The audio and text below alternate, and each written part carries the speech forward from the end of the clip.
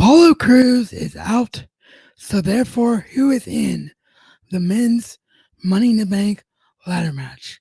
I will try and answer that question and give you my opinions on it, as well as run down all of my thoughts on this week's Monday Night Raw and this week's Monday Night Raw review right here on the In Ring Reality YouTube channel and my Facebook page. I, of course, am Josh Rosowskis. Welcome to all of you tuning in live and on the replay. I do appreciate you. If you're on the YouTube side and this is your first time here, please consider hitting that subscribe button and ringing that bell notification icon so that you don't miss out on any future news, reviews, and opinions. All right, so last night, Apollo Crews was removed from the men's Money in the Bank ladder match. A brilliant story narrative was told throughout the night as the three men's Money in the Bank ladder match participants from Raw were part of the VIP lounge. It was Rey Mysterio, it was Apollo Crews, and it was Aleister Black in the MVP VIP lounge. And they were interrupted by the three-man Mexican trio of Selena Vega's men. Well, actually, I should say 2/3 Mexican trio, one non-Mexican trio of Austin Theory, Angel Garza, and the United States champion Andrade. This set up a six-man tag team match. In that six-man tag team match, Apollo Crews gets the 1-2-3 victory for his team over United States champion Andrade. And in this scenario, that gave Apollo Crews a bunch of confidence, and Apollo then slapped Andrade backstage and said, "I can beat you anytime, anywhere," after a frustrated Andrade was calling the match a fluke. Selena Vega then gets in Apollo Crews' face and says, "You want your match so bad, you get it tonight," which then leads to the United States Championship match between Apollo Crews and Andrade. This was a great match, a lot of back and forth action.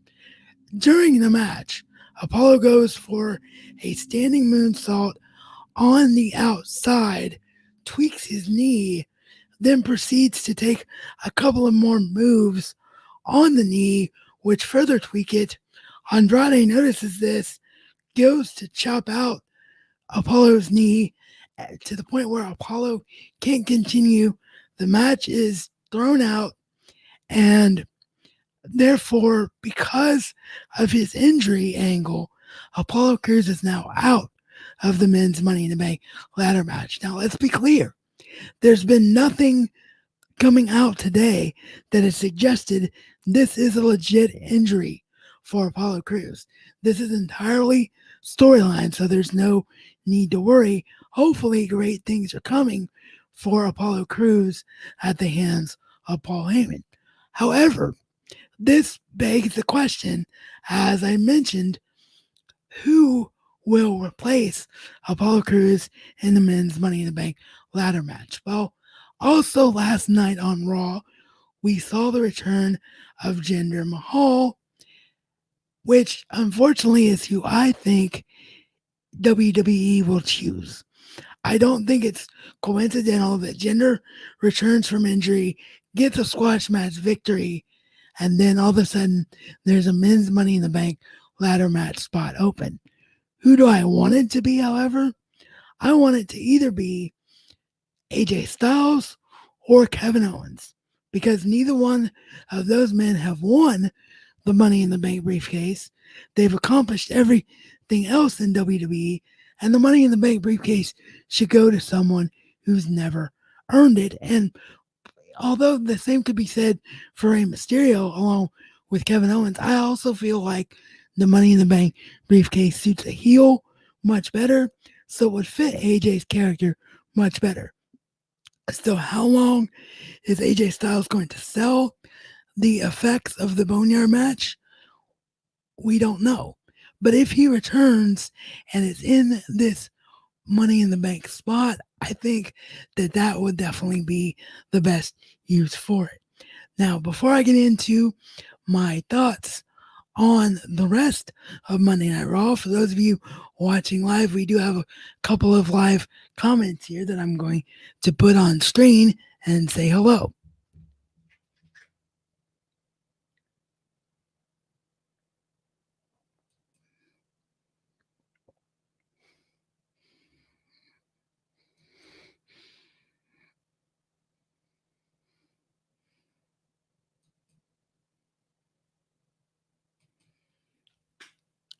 Hi, Jean. And Jean says that she thinks that MVP needs to go. I don't agree with that because I think that MVP right now is being utilized in the best way that he possibly can be because he's not being utilized as an in-ring talent. He's being there to be utilized as enhancement for other talent, as we saw with both the MVP Lounge and the alignment with Shane Thorne and Brendan Vec later on in the show. So that's just my opinion. Gene has one more comment for us before we move on to breaking down the rest of the show. She says, Taker better be at Money in the Bank or Mr. Money in the Bank. I don't think that fits his character, and I don't see him doing that. I think that Undertaker is a once or twice a year guy at Survivor Series and WrestleMania. I don't think Money in the Bank will be something he does, but I do appreciate the thought, Gene. That's a nice thought from you there.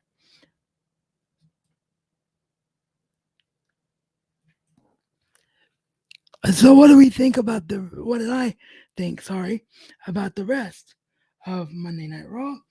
If you're new to my reviews, I look down at WWE.com or WrestleTalk.com or whatever source I have, just so I don't forget something during the recap. So if you see me look down, that's why. We already talked about how the show opened, so let's move on to segment number 2 on the evening, which was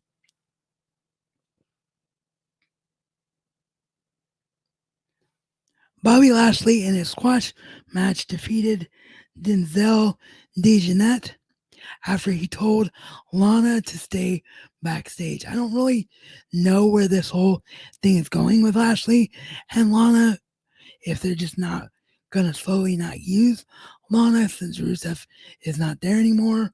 Lashley played it off like he's still very much in love with Lana and that her beauty just distracts him too much. And then he goes out and gets a squash match victory. And then last week he did the tire nonsense. So I don't quite know where this is going. We'll have to wait and see. Next up, Liv Morgan versus Ruby Riott, with Liv Morgan coming out on top again for the second straight time that these two have had a match, and Liv once again gets the victory. So I personally am really loving this. I love Liv. I think she was very, very much the victim of circumstance with the horrible um Ruby Riott. No, sorry, not Ruby Riott. That's what's happening now with the horrible Lana, Bobby Lashley, Rusev storyline. So I very much like to see that Liv is coming out of this. Liv actually gets on the mic and says to Byron Saxton, who asked her, that she hopes this will be a first of many new chapters for her yet to come. So I certainly hope that is the case for Liv. Next up was the return of Jinder Mahal that I alluded to earlier as he defeats Akira Tozawa quite handily. I don't have a problem with this because it is a return for Jinder Mahal. I do have a wish that it wasn't against Tozawa because Tozawa right now looks very strong in the interim cruiserweight championship tournament on NXT. So that's a bit of a misnomer there. I think that's a mistake by WWE. But again, given the pandemic and the situation that we're in, WWE may not have a choice in what they're doing because they have to utilize who's ever available to work at the moment. So I'm not really complaining about that too much. Next up, the team of Ricochet and Cedric Alexander defeats the team of Everrise, and it looks like we're finally going to get to see a storyline with these two, as after the match, as I alluded earlier, MVP appears on the screen with Shane Thorne and Brendan Vick, who they really do seem to be pushing as a team with MVP now as their manager. I like this. I think it has good potential. We'll see where this goes. And of course, I really like Cedric Alexander and Ricochet as a team, as I mentioned before.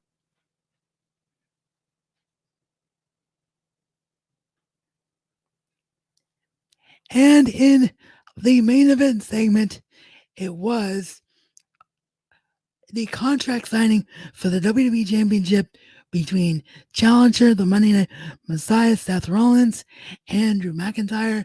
In typical WWE contract signing fashion, nothing goes down smoothly, and in the end, Seth tries to tell Drew to come to his side, that eventually Drew will understand this.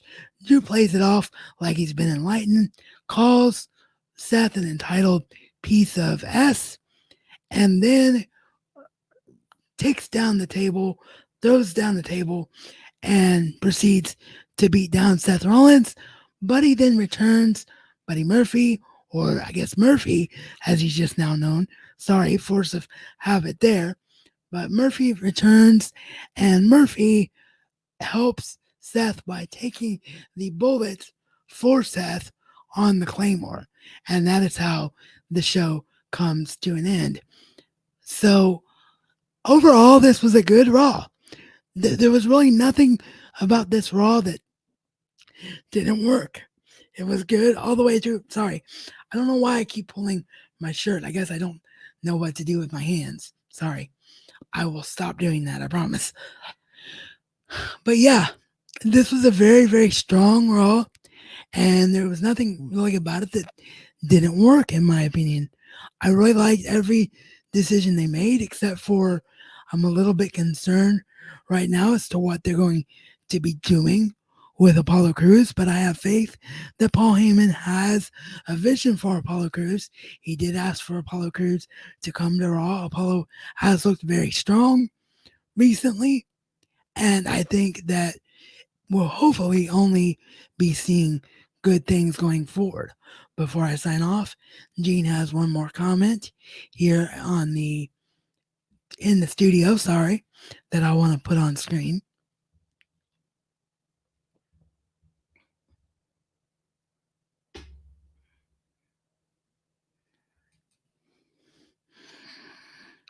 She says she wants to see Seth win the championship again. You know what, Gene?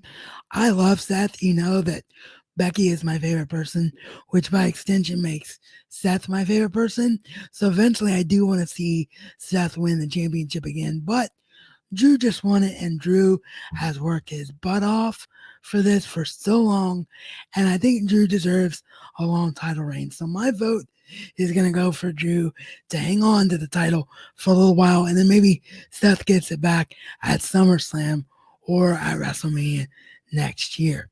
So with that, those are my thoughts on Monday Night Raw this week. Again, if you're watching on the YouTube side of things, be sure to hit that subscribe button. If this was your first time here and you enjoyed what you see, when the end screens pop up after the processing process, you can check out some of the previous work, including the weekly In-Ring Reality podcast. If you're watching on Facebook, thank you for being here. And as I always like to say, life is only as good as what you choose to make it to be. So make the choice to go out and do something great today.